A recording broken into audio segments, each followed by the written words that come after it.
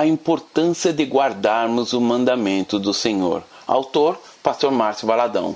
Uma publicação da Igreja Batista da Lagoinha, edição janeiro de 2009. Introdução. O autor das cartas de João foi o próprio João, o apóstolo. Ao lermos estas cartas e o evangelho que leva seu nome, percebemos algumas semelhanças, pois é fácil identificá-las, já que o próprio João as sinaliza. A primeira carta de João é o livro de número 62 da Bíblia. Ela tem 5 capítulos, 105 versículos e 2.523 palavras. Encontramos nessa carta 5 interrogações e praticamente 100 versículos que são narrações de fatos que aconteceram. Temos 5 versículos que são profecias que ainda não foram cumpridas. A primeira epístola de João foi escrita na cidade de Éfeso, logo após Jerusalém ter sido destruída, no ano 70 a.C., e no período anterior à perseguição dos cristãos. O apóstolo tinha ido para a cidade de Éfeso porque exercia o trabalho de supervisão de algumas igrejas. Tanto for assim que o livro de Apocalipse há uma carta direta de João pelo Espírito Santo endereçada à igreja de Éfeso. Quando começou a seguir o Senhor, João era o mais jovem entre os apóstolos. Talvez tivesse entre 17 e 18 anos. Ele viveu quase um século e sabemos que ele morrera já bem idoso. Chegar aos 100 anos de idade não é algo comum em nosso país. As estatísticas costumam registrar um número bem pequeno de idosos com idade de 100 anos. Tanto que quando alguém ultrapassa mais de 100 anos de idade, chega a ser um fato histórico. E chegar a essa idade, cheio da graça de Deus, é melhor ainda, é uma bênção.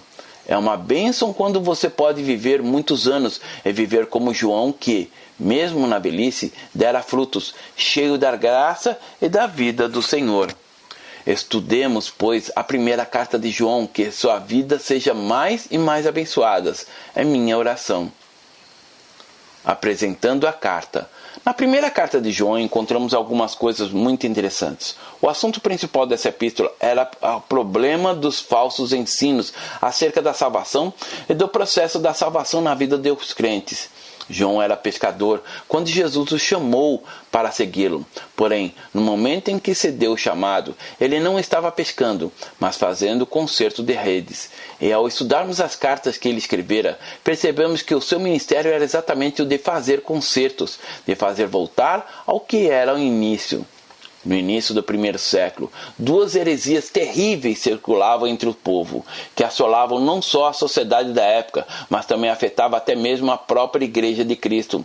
Estas eram o gnosticismo e o docetismo. A tese principal do docetismo era a de que o corpo era algo mau, o espírito algo bom. Assim, priorizava-se o espírito em detrimento total do corpo. Os adeptos do docetismo apregoavam, portanto, que seja lá o que você fizesse com o seu corpo, nada afetaria o seu espírito. Tal doutrina diabólica dera margem a uma vida de licenciosidade, traduzida em adultério, bebedice e toda sorte de males, já que os que abraçavam esse ensino criam piamente que nada que fizera com o corpo afetaria o espírito. João deixou isso registrado em suas cartas, porque este era um problema da época. Já o gnosticismo afirmava que o corpo de Jesus não era humano, mas espiritual. Talvez seja por isso que João tenha alertado acerca do espírito do anticristo, aquele que nega o estado humano de Jesus Cristo. João escrevera esta carta juntamente para demonstrar e alertar a igreja, uma vez que tal doutrina já tinha chegado aos corações de alguns, a ponto desses terem abandonado a comunhão da igreja. João assim escrevera acerca dos anticristos. Eles saíram do nosso meio, entretanto, não eram dos nossos, porque se tivessem sido dos nossos, teriam permanecido conosco. Todavia, eles se foram para que ficasse manifesto que nenhum deles é dos nossos. 1 João capítulo 2, verso 19. Meus irmãos, a espinha dorsal da igreja é o ensino. A doutrina no sentido dos princípios firmados na palavra de Deus que a regem. Participar dos momentos de comunhão da igreja não se restringem ao fato de a pessoa ir a ela, conversar, orar, receber uma bênção e ir embora. Estar na igreja implica receber de seus líderes o ensino com a base na palavra de Deus. Quando a pessoa não tem uma forte compreensão doutrinária, torna-se mais fácil dela ser levada de um lado para outro por ventos doutrinários, e ela acaba se alimentando mal, espiritualmente falando. O resultado da proliferação dessas falsas e heréticas doutrinas é que esses ensinos daninhos contribuíram por distorcer, numa escala considerável, a verdade do Evangelho. Daí o fato de João ter levantado contra essas heresias. Uma delas, dentre as inúmeras outras, era que punha em xeque a questão da vida eterna, da vida após a morte. Basicamente, a afirmação que se fazia era essa: ninguém pode saber se existe a vida eterna, ninguém sabe se irá para o céu, ninguém pode ter essa certeza. João então se levanta e escreve esta carta, porque, no final do primeiro século, a heresia tinha corrompido por todos os lados no que tange à salvação. Meus irmãos, a heresia era que eles negavam que Jesus era o Cristo, que ele era a propiciação pelos nossos pecados. No capítulo 1, verso 6, João escreve: se dissermos que mantemos comunhão com ele e andarmos nas trevas, mentimos e não praticamos a verdade. Muitos, imbuídos de falsos ensinos e falsas heresias, e já contaminados por tudo isso, afirmavam: olha, você pode ser um cristão, mas você não precisa obedecer os mandamentos. Meus irmãos, existe alguma coisa que é ligada à nossa natureza, que é a resistência a obedecer. Há até quem afirme: se há governo, eu sou contra. No capítulo 2, verso 2 está registrado: e ele é a propiciação pelos nossos pecados, e não somente pelos nossos próprios, mas ainda pelos do mundo inteiro. Já no capítulo 5, verso 1, ele disse: todo aquele que crê que Jesus é o Cristo é nascido de Deus, e todo aquele que ama ao que o gerou também ama ao que dele é nascido. Ainda no verso 13 do mesmo capítulo 5, João afirmou por que escrever a sua carta. Essas coisas vos escrevi para saberes que tendes a vida eterna, a vós outros que credes no nome do Filho de Deus. Estes homens diziam que não havia necessidade de ter fé para receber a salvação, que não era necessário ter a fé que produz a salvação. A razão de João ter escrito sua primeira carta era essa, de alertar e conscientizar a igreja quanto às realidades e os perigos dos falsos ensinos e falsos mestres. Inteligência é obediência. No capítulo 2, verso 3 a 6, João trouxe de forma clara a necessidade da obediência aos mandamentos de Deus. Ora, sabemos que o que temos conhecido por isto, se guardarmos os seus mandamentos, aquele que diz, eu o conheço e não guarda os seus mandamentos é mentiroso, e nele não está a palavra da verdade. Aquele que, entretanto, que guarda sua palavra, nele verdadeiramente tem sido aperfeiçoado o amor de Deus. Nisso sabemos que estamos nele. Aquele que diz que permanece nele, esse deve também andar, assim como ele andou. Outro ponto que João aborda sobre a obediência é que ela nos faz ter uma vida separada daquela que o mundo, enquanto o sistema corrompido e compactuado com o pecado e as trevas nos oferece. Ainda no capítulo 2 da sua primeira carta, nos versos 15 a 17, João escreveu: não ameis o mundo, nem as coisas que há no mundo. Se alguém amar o mundo, o amor do Pai não está nele, porque tudo o que há no mundo, a concupiscência da carne, a concupiscência dos olhos e a soberba da vida, não procede do Pai, mas procede do mundo. Ora, o mundo passa, bem como a sua concupiscência. Aquele, porém, que faz a vontade de Deus, permanece eternamente. O mundo não é apenas um espaço físico, aquilo que vemos como montanhas, árvores e rios. A palavra mundo, a que me refiro, diz respeito ao cosmos, ou seja, a esse sistema que jaz nas mãos do maligno. O mundo, com todo o seu glamour, com todo o seu neon, que atrai tanto as pessoas. E é esse mundo que João se refere quando disse, não ameis o mundo. O nosso coração deve amar inteiramente ao Senhor. Ele tem de estar no centro da nossa vida. João apresenta agora, no capítulo 3, versos 7 ao 10, uma separação do pecado. Filhinhos, não vos deixeis enganar por ninguém. Aquele que pratica a justiça é justo, aquele como ele é justo. Aquele que pratica o pecado procede do diabo, porque o diabo vive pecando desde o princípio. Para isto se manifestou os filhos de Deus, para destruir as obras do diabo. Todo aquele que é nascido de Deus não vive na prática do pecado, pois o que permanece nele é a divina semente. Ora, esse não pode viver pecando, porque é nascido de Deus. Nisso são manifestos os filhos de Deus e os filhos do diabo. Todo aquele que não pratica a justiça não procede de Deus, nem aquele que ama o seu irmão. João, de uma forma direta, na sua epístola, tratou dessas duas realidades, a da fé e da conduta. Essas duas realidades estão fortemente entrelaçadas nesta carta, porque os falsos mestres, aqueles que saíram e que deixaram a simplicidade do Evangelho, eram chamados por João de anticristos.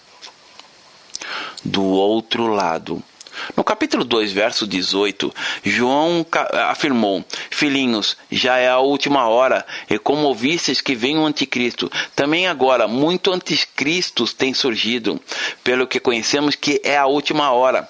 No livro de Apocalipse encontramos um chamado anticristo, mas existe o espírito do anticristo, e vamos encontrar anticristos, ou seja, aqueles que vão contra a doutrina de Cristo, contra a pessoa do Senhor, contra os seus ensinamentos. Por isso, João diz: agora, muitos anticristos têm surgido, pelo que conhecemos que é a última hora. Eles saíram do nosso meio, entretanto, não eram dos nossos, porque se tivessem sido dos nossos, teriam permanecido conosco. Todavia, eles foram para que ficasse manifesto que nenhum deles é dos nossos.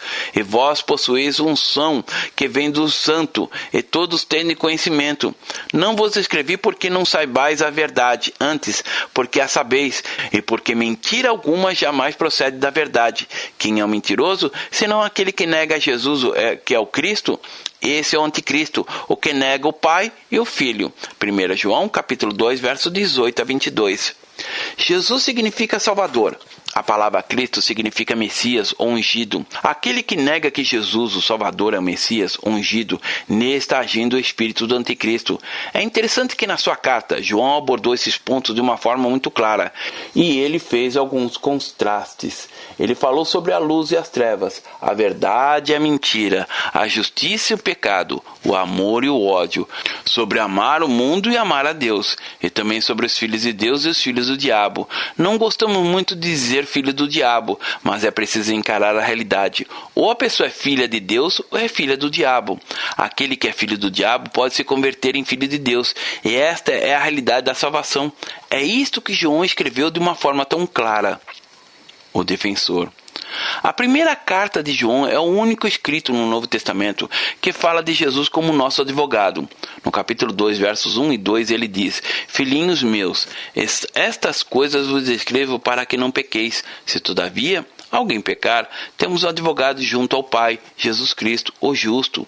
Essa palavra advogado é a palavra paraclito, é a mesma palavra usada pelo Espírito Santo, que é também o nosso paracleto, ou seja, aquele que vai ao nosso lado. Ele é o nosso advogado de defesa. No verso 2 diz, ele é a propiciação pelos nossos pecados, e não somente pelos nossos, mas ainda pelo do mundo inteiro. Meus irmãos, onde Jesus está agora? Podemos dizer que Ele está em todo lugar, por meio do seu Espírito, da sua presença? Mas Ele está diante do Pai, como nosso advogado. Quando você pisa na bola e peca, as consequências do pecado teriam de vir sobre a sua vida. Então, por que será que quando você ora e suplica pelo perdão, você o recebe? Por causa do advogado de defesa que é Jesus Cristo. Jesus não traz argumentos diante do Pai dizendo, ele não pecou, ele não errou. Normalmente, na justiça humana, os advogados tentam provar a inocência, mas diante do Senhor Jesus, como advogado, ele diz, ele fez isto, ele pecou, não é inocente. Mas ele também mostrou ao Pai as marcas do cravo. Por isso João diz, ele é a propiciação pelos nossos pecados. No Velho Testamento, no livro de Levíticos, é citado o tabernáculo, que era o lugar de visitação de Deus, e no tabernáculo havia propiciatório, que era o local onde o sangue de um animal sacrificado era colocado. E aquele sangue era uma figura do sangue do Senhor, que seria derramado na cruz em nosso lugar. Por isso, temos hoje a graça de recebermos o perdão. Não encontramos nenhuma referência do Antigo Testamento na carta de João. Não há também nenhuma referência à ressurreição de Jesus, mas sim a realidade de que ele está vivo, totalmente, completamente. Mas encontramos algumas palavras fortes citadas por João como luz, verdade, crer, permanecer, conhecer, amor, justiça, testemunho, nascido de Deus, vida eterna, entre outras. Meus irmãos, vemos que a fé e a conduta devem andar juntas e não podem se separar. Existem muitas pessoas que têm fé, mas quando as observamos na sua conduta, não vemos nela a vida de Deus. No aspecto doutrinário, tem muita gente correndo atrás da novidade. Não há nada novo. Não existe uma única revelação de Deus que não esteja presa dentro da Bíblia. O apóstolo Paulo diz: mas, ainda que nós, ou mesmo um anjo vindo do céu, vos pregue o evangelho que vá além do que vos tem pregado, seja anátema. Gálatas capítulo 1, verso 8. Anátema significa maldito, porém, hoje é possível ver tanta gente correndo em busca do evangelho, o mais esquisito possíveis. João expõe a verdadeira característica da comunhão com o Senhor e traz algumas evidências que os crentes precisam saber e ter, como a certeza da vida eterna. Há um momento muito forte quando a fé lança raízes em nossa própria vida. Algumas evidências da pessoa de Jesus. Nosso culto é centrado na pessoa de Jesus, mas se olharmos, não veremos nenhuma imagem de Jesus, porque ele mesmo proibiu e disse que não deveríamos fazer isso, e que tudo que é mais godo, engano. Jesus não permitiu que ficasse absolutamente nada, um único pontinho, para que as pessoas pudessem dizer: isso aqui é a prova palpável. Quando vamos a Israel, não vemos um só lugar que possamos dizer: Jesus pisou aqui. Lá tem o mar da Galileia, mas a água já é diferente. Lá tem o Monte das Oliveiras, mas afirmar que for ali não é prudente. Isso porque ele conhecia a tendência do coração do homem. Só na Idade Média venderam inúmeros pedacinhos da cruz verdadeira de Jesus. Ou seja, pedaço da cruz é idolatria. Não existe isso. Você pode ir a Belém, mas não pode especificar: este é o lugar onde Jesus nasceu. Nada disso, porque a tendência do coração do homem é a de fazer lugar de perdição, onde as pessoas estariam sendo desviadas. A fé espiritual. Eu sei que Jesus está presente no nosso culto, pois o mesmo é centrado na pessoa dele. Tenho a lucidez de saber que a imagem não reflete a presença real e viva dele. 5 evidências que João levanta. Em sua carta, falando acerca da pessoa de Jesus, João apresenta 5 evidências da sua real existência e autoridade. A primeira evidência: Jesus existe antes de todas as coisas. João, em sua carta, apresenta a verdade apostólica acerca de Jesus. No capítulo 1, verso 1 a 3, ele diz: o que era desde o princípio, o que temos ouvido, o que temos visto com nossos próprios olhos, o que contemplamos e as nossas mãos apalparam com respeito ao verbo da vida. E a vida se manifestou, e nós temos visto, e dela damos testemunho, e vou-la anunciamos, a vida eterna, o qual estava no Pai, e nos foi manifestada. O que temos visto e ouvido, anunciamos também a vós outros, para que vós, igualmente, mantenhais comunhão conosco.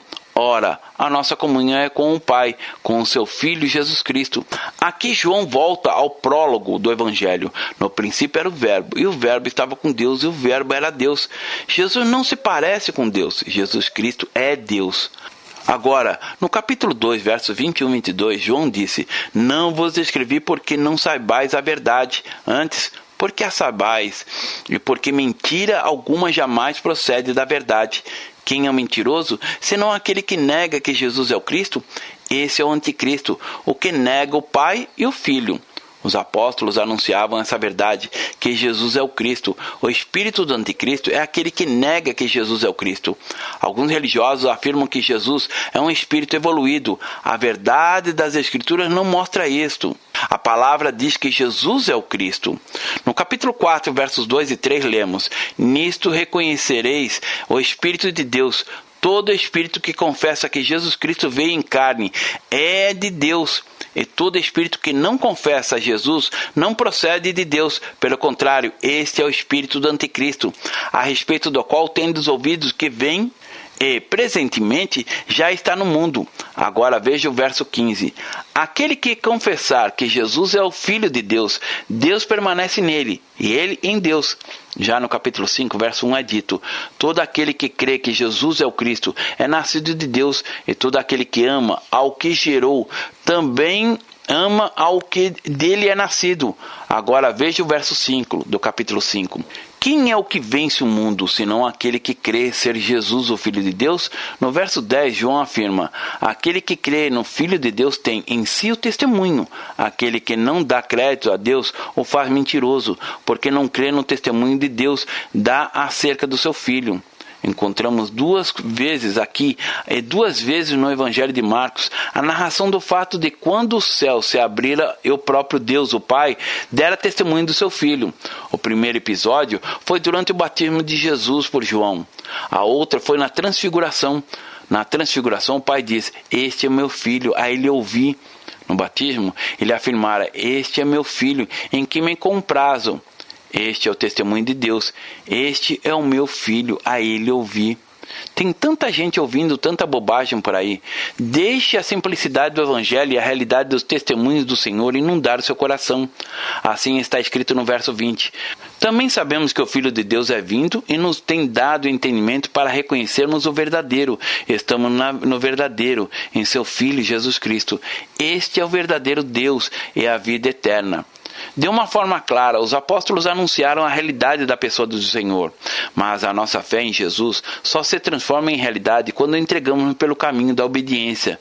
Em pedagogia, há uma expressão que diz, mais ou menos assim: se há aprendizado quando há mudança de comportamento.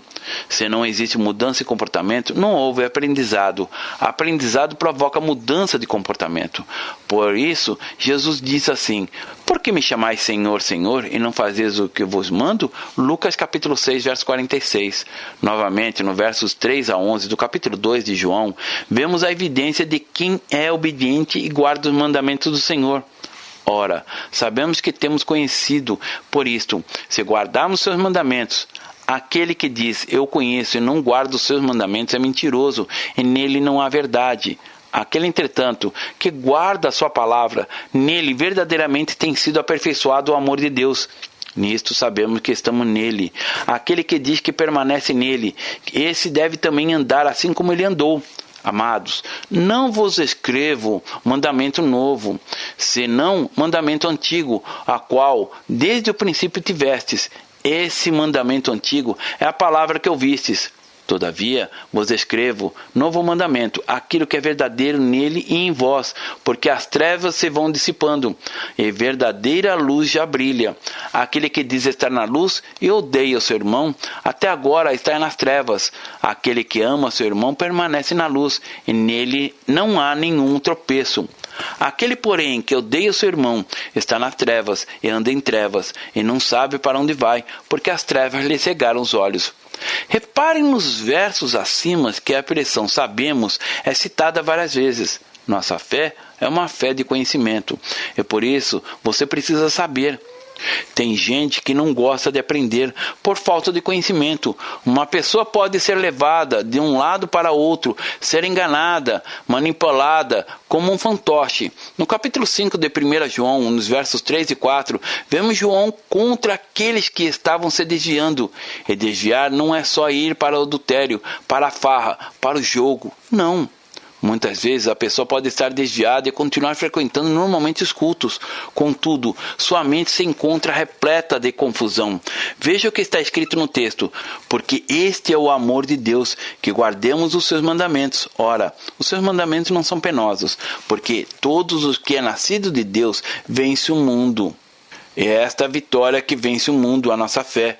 Quem é o que vence o mundo, senão aquele que crê que Jesus Cristo é o Filho de Deus? Os mandamentos do Senhor não foram dados para nos fazer fardos, mas proteção. Segunda evidência. Meu viver santo, este viver santo significa afastar-se do pecado para estar em comunhão com Deus.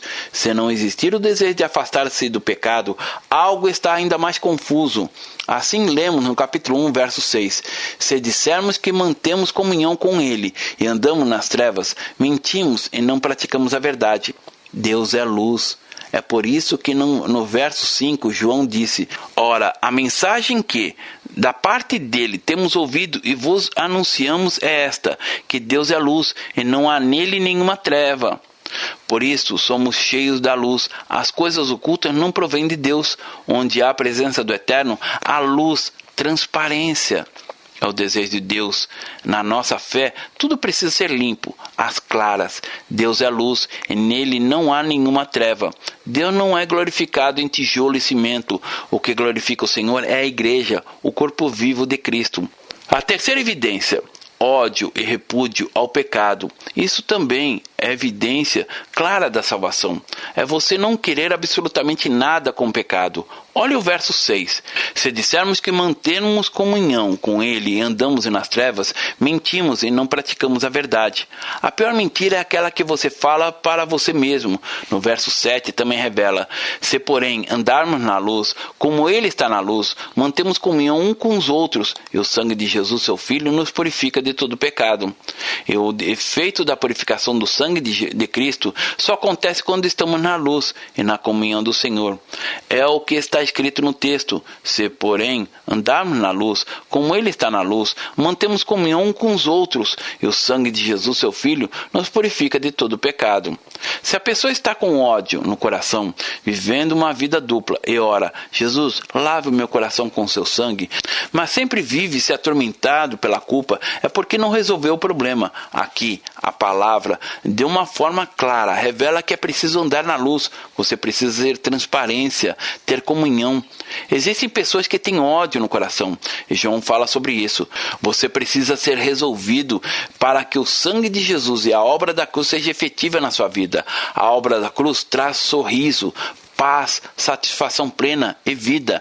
É por isso que João afirma nos versos 8 a 10, se dissermos que não temos pecado nenhum, a nós mesmos nos enganamos e a verdade não está em nós. Se confessarmos os nossos pecados, Ele é fiel e justo para perdoar os pecados e nos purificar de toda injustiça.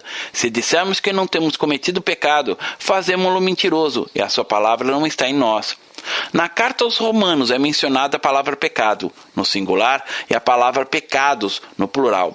Já em João, a palavra pecado está mencionada no singular. Se dissermos que não temos pecado, ou seja, a natureza pecaminosa, fazemos uma analogia. O limoeiro, singular, vai produzir limões, plural.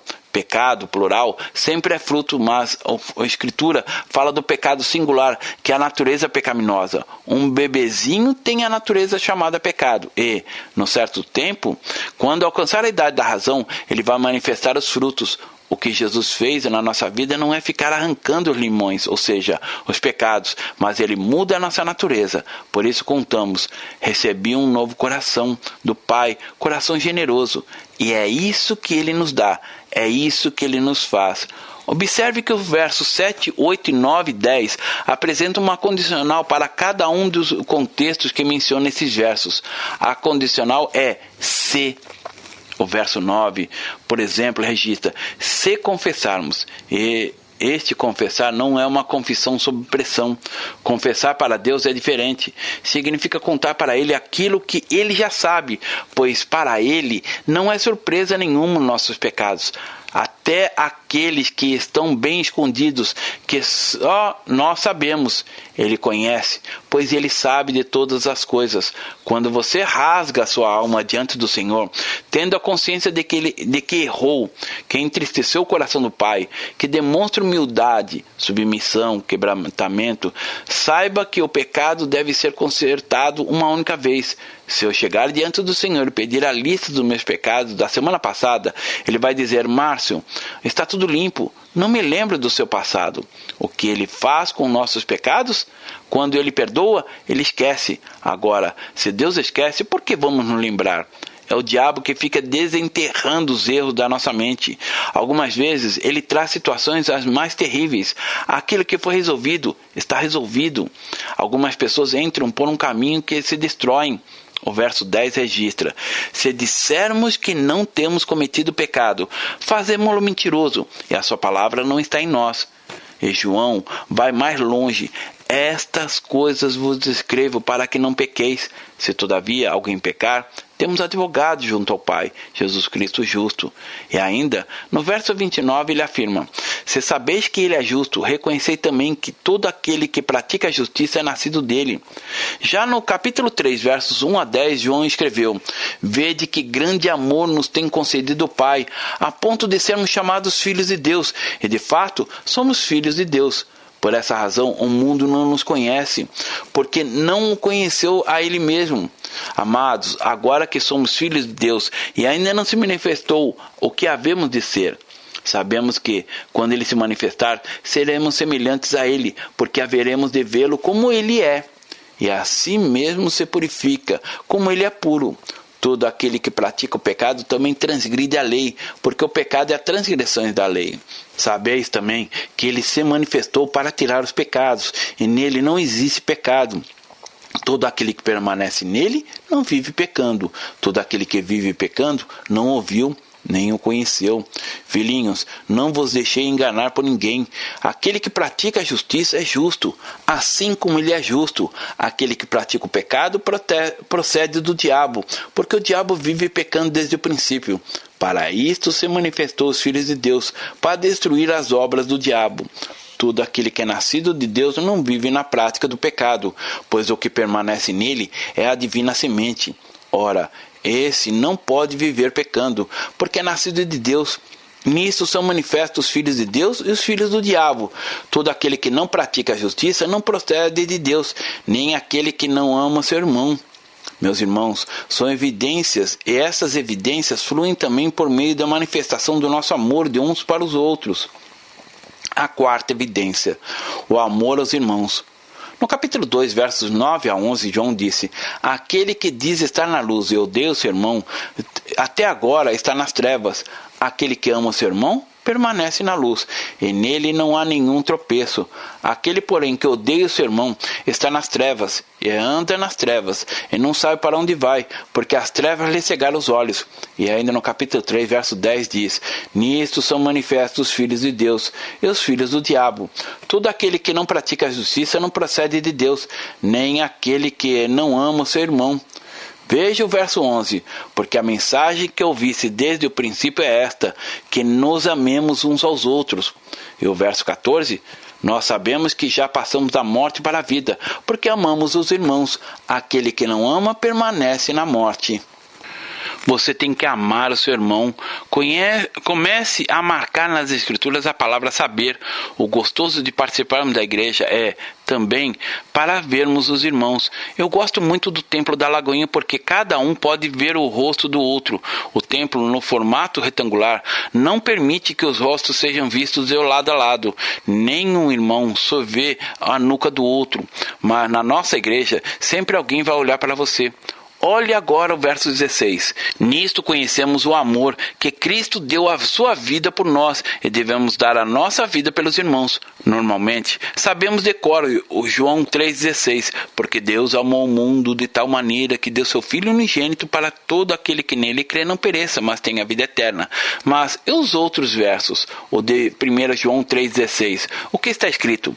Nisto conhecemos o amor que Cristo deu a sua vida por nós e devemos dar nossa vida pelos irmãos.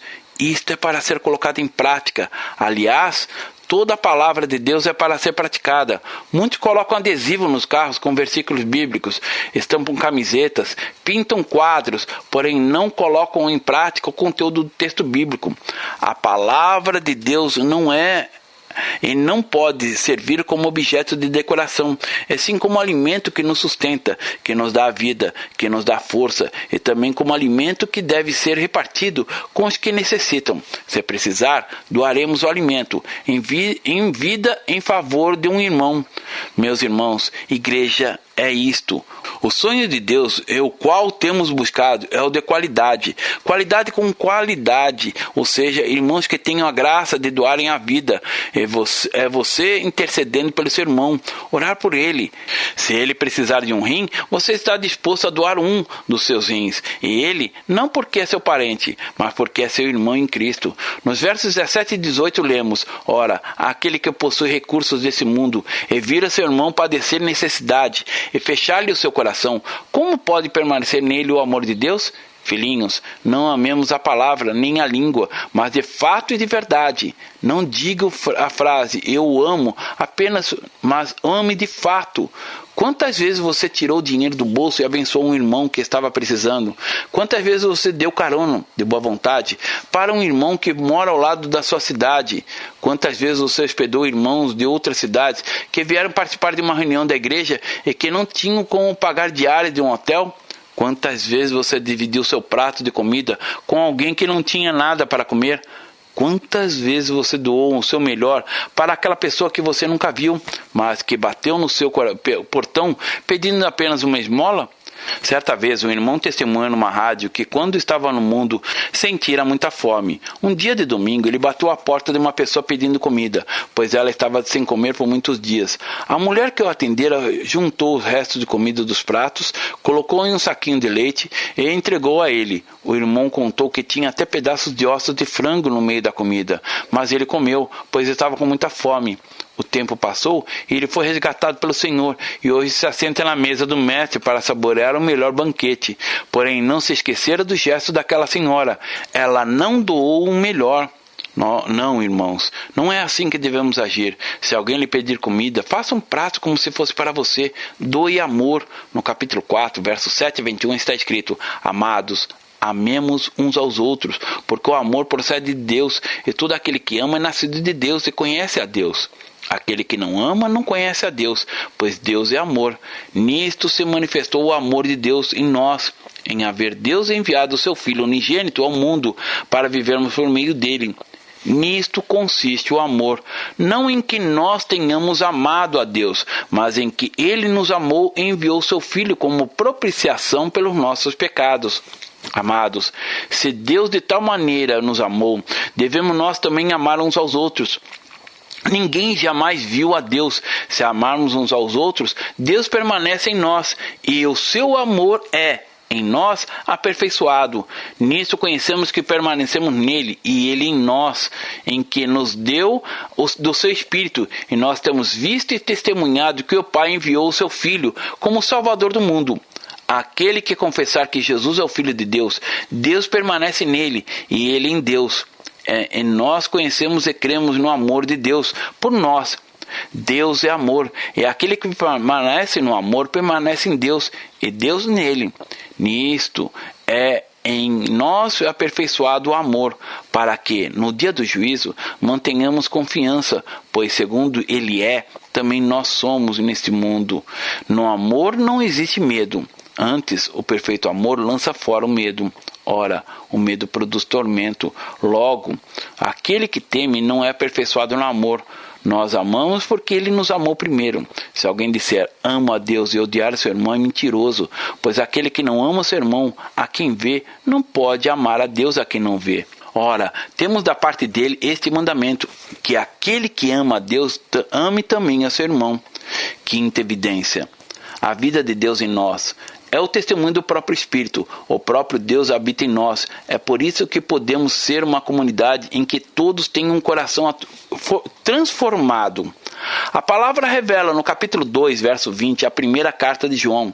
E vós possuís unção que vem do santo, e todos têm conhecimento. No verso 27 também lemos: quanto a vós outros, a unção que dele recebeste permanece em vós, e não tendes necessidade de que alguém vos ensine, mas com a sua unção vos ensina a respeito de todas as coisas, e é verdadeira e não falsa. Permanecei nele, como também ela vos ensinou. No capítulo 4, verso 13, está escrito: nisto conhecemos que permanecemos nele, e ele em nós, em que nos deu do seu Espírito. A palavra registra que o amor foi derramado em nossos corações, pelo Espírito que nos foi dado. É a vida do Senhor. E é esta evidência de testemunho do Espírito Santo no crente. João afirma que nós podemos saber que temos a vida eterna quando estas evidências vão sendo manifestadas em nossa vida. A evidência do amor de Deus, do amor de uns pelos outros, do Espírito Santo na nossa vida, da verdade apostólica a respeito de Jesus, de uma fé obediente aos mandamentos do Senhor, de um viver santo, afastado do pecado, para a comunhão do Senhor. Conclusão. Meus irmãos, a maior evidência de que somos do Senhor é quando testemunhando de sua palavra em nós aos muitos perdidos e cegos por falsos ensinos. Amamos o Senhor e conhecemos sua palavra, para também não sermos enganados por falsos mestres e pelo espírito do anticristo, e também porque amamos o Senhor, já que Ele nos amou primeiro. Devemos amar aos nossos irmãos e até mesmo aqueles que nos perseguem. Não apenas saber sobre a primeira carta do apóstolo João, mas que possamos cumprir com o que ela nos ensina, a fim de que sejamos uma carta viva em Cristo, àqueles que estão próximos ou distantes de nós, sejam nossos irmãos em Cristo ou a milhares e milhares de perdidos. Essa é minha oração. Com amor, em fé, Pastor Márcio Valadão. Jesus te ama e quer você. Primeiro passo, Deus o ama e tem um plano maravilhoso para a sua vida, porque Deus amou o mundo de tal maneira que deu seu Filho unigênito para todo aquele que nele crê não pereça, mas tenha vida eterna. João capítulo 3, verso 16. Segundo passo, o homem é pecador e está separado de Deus, pois todos pecaram e carecem da glória de Deus. Romanos capítulo 3, verso 23, parte B. Terceiro passo, Jesus é a resposta de Deus para o conflito do homem. Respondeu-lhe Jesus, eu sou o caminho e a verdade e a vida. Ninguém vem ao Pai senão por mim. João capítulo 14, verso 6. Quarto passo, é preciso receber a Jesus em nosso coração, mas a todos quanto receberam, deu-lhes o poder de serem feitos filhos de Deus, a saber, aos que crerem em seu nome. João capítulo 1, verso 12, parte A. Se com tua boca confessares Jesus como Senhor e, em teu coração, credes que Deus o ressuscitou dentre os mortos, será salvo. Porque com o coração se crê para a justiça, e com a boca se confessa a respeito da salvação. Romanos capítulo 10, verso 9 e 10. Quinto passo. Você gostaria de receber a Cristo em seu coração? Faça essa oração de decisão em voz alta.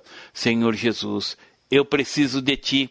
Confesso-te o meu pecado de estar longe dos Teus caminhos. Abra a porta do meu coração e te recebo como meu único Salvador e Senhor. Te agradeço porque me aceita assim como eu sou e perdoa o meu pecado. Eu desejo estar sempre dentro dos teus planos para a minha vida. Amém? Sexto passo. Procure uma igreja evangélica próxima à sua casa. Nós estamos reunidos na Igreja Batista da Lagoinha, Rua Manuel Macedo, 360, bairro São Cristóvão, Belo Horizonte, Minas Gerais. Nossa igreja está pronta para lhe acompanhar nesse momento tão importante da sua vida. Nossos principais cultos são realizados aos domingos. Ficaremos felizes com sua visita. Uma publicação da Igreja Batista da Lagoinha, Gerência de Comunicação, www.lagoinha.com.